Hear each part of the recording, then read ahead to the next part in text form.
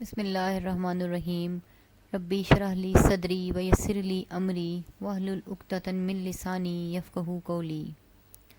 ربی زدنی علما۔ رسول اللہ صلی اللہ علیہ وآلہ وسلم نے فرمایا، دعا عین عبادت ہے۔ جب اللہ سے مانگو اور دعا کرو تو اس یقین کے ساتھ کرو کہ وہ ضرور قبول کرے گا اور عطا فرمائے گا، اور جان لو اور یاد رکھو کہ اللہ اس کی دعا قبول نہیں کرتا جس کا دل دعا کے وقت اللہ سے غافل اور بے پرواہ ہو۔ مطلب یہ کہ دعا کے وقت دل کو پوری طرح اللہ کی طرف متوجہ ہونا چاہیے۔ حضرت ابو ہریرہ رضی اللہ عنہ سے روایت ہے کہ رسول اللہ صلی اللہ علیہ وآلہ وسلم نے فرمایا، جب تم میں سے کوئی دعا کرے تو اس طرح نہ کہے کہ اے اللہ تو اگر چاہے تو مجھے بخش دے، اور تو چاہے تو مجھ سے رحمت فرما، اور تو چاہے تو مجھے روزی دے، بلکہ اپنی طرف سے عزم اور پورے یقین کے ساتھ اللہ کے حضور میں اپنی مانگ رکھے۔ بے شک وہ کرے گا وہی جو چاہے گا، کوئی ایسا نہیں جو زور ڈال کر اسے کرا سکے۔ مطلب یہ کہ عاجزی اور محتاجی میں اور فقیری اور گدائی کا تقاضا یہی ہے کہ بندہ اپنے رب کریم سے بغیر کسی شک اور تذبذب کے اپنی حاجت مانگے۔ اس طرح نہ کہے کہ اے اللہ اگر تو چاہے تو ایسا کر دے، اس میں استغنا کا شائبہ ہے اور یہ مقام عبدیت اور دعا کے منافی ہے۔ نیز ایسی دعا کبھی جاندار دعا نہیں ہو سکتی، اس لیے بندے کو چاہیے کہ اپنی طرف سے اس طرح عرض کرے کہ اے میرے اللہ میری یہ حاجت تو پوری کر ہی دے۔ بے شک اللہ تعالیٰ جو کچھ کرے گا وہ اپنے ارادے سے کرے گا، کوئی ایسا نہیں ہے جو زور ڈال کر اس کے ارادے کے خلاف اس سے کچھ کرا لے۔ حضرت ابو ہریرہ رضی اللہ عنہ سے روایت ہے کہ جو کوئی یہ چاہے کہ پریشانیوں اور تنگیوں کے وقت اللہ تعالیٰ اس کی دعا قبول فرمائے تو اس کو چاہیے کہ عافیت اور خوشحالی کے زمانے میں بھی زیادہ دعا کرے۔ یہ تجربہ اور واقعہ ہے کہ جو لوگ صرف پریشانی اور مصیبت کے وقت ہی خدا کی طرف متوجہ ہوتے ہیں اور اسی وقت ان کے ہاتھ دعا کے لیے اٹھتے ہیں، ان کا رابطہ اللہ کے ساتھ بہت ضعیف اور کمزور ہوتا ہے، اور خدا کی رحمت پر ان کو وہ اعتماد نہیں ہوتا جس سے دعا میں روح اور جان پیدا ہوتی ہے۔ اس کے برعکس جو بندے ہر حال میں اللہ سے مانگنے کے عادی ہوتے ہیں، اللہ تعالیٰ کے ساتھ ان کا رابطہ بہت مضبوط ہوتا ہے، اور اللہ کے کرم اور اس کی رحمت پر ان کو بہت زیادہ اعتماد اور بھروسہ ہوتا ہے، اس لیے ان کی دعا قدرتی طور پر جاندار ہوتی ہے۔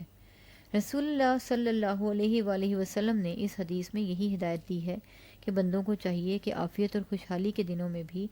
وہ اللہ تعالیٰ سے زیادہ دعا کریں اور مانگا کریں۔ اس سے ان کو وہ مقام حاصل ہوگا کہ پریشانیوں اور تنگیوں کے پیش آنے پر جب وہ اللہ تعالیٰ سے دعا کریں گے تو ان کی دعا خاص طور پر قبول ہوگی۔ جس شخص کو اللہ تعالیٰ سے کوئی حاجت یا اس کے کسی بندے سے کوئی خاص کام پیش آ جائے تو اس کو چاہیے کہ اچھی طرح وضو کرے، خوب اچھی طرح وضو کر کے پھر 2 رکعت اپنی نماز حاجت کی نیت سے نماز حاجت پڑھے۔ اس کے بعد اللہ تعالیٰ کی حمد و ثنا کرے اور رسول اللہ صلی اللہ علیہ وآلہ وسلم پر صلاۃ و سلام بھیجے، یعنی درود پاک پڑھے۔ اس کے بعد یہ دعا کہے، لا الہ الا اللہ الحلیم الکریم، سبحان اللہ رب العرش العظیم، الحمد للہ رب العالمین، اسألک الموجبات رحمتک و عزائم مغفرتک و عصمت من کل ذنب و غنیمت من کل بر و سلامت من کل اسم لا تدع لی ذنبا الا غفرتہ ولا ہما الا فرجتہ ولا حاجتا ہی لک رضا الا قضیتہا یا ارحم الراحمین۔ اللہ کے سوا کوئی معبود نہیں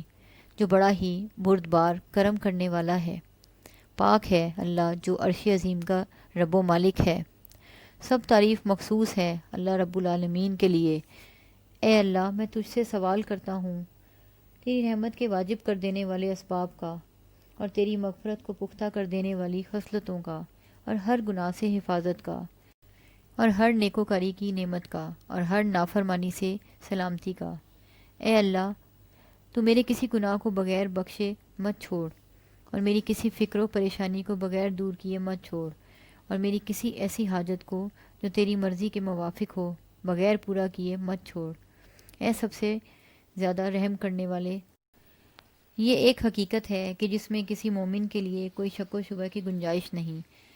کہ مخلوقات کی ساری حاجتیں اور ضرورتیں اللہ کے اور صرف اللہ ہی کے ہاتھ میں ہیں، اور بظاہر جو کام بندوں کے ہاتھ سے ہوتے دکھائی دیتے ہیں دراصل وہ بھی اللہ ہی کے ہاتھ میں ہیں، اور اسی کے حکم سے انجام پاتے ہیں۔ اور صلاۃ الحاجات کا جو طریقہ رسول اللہ صلی اللہ علیہ وآلہ وسلم نے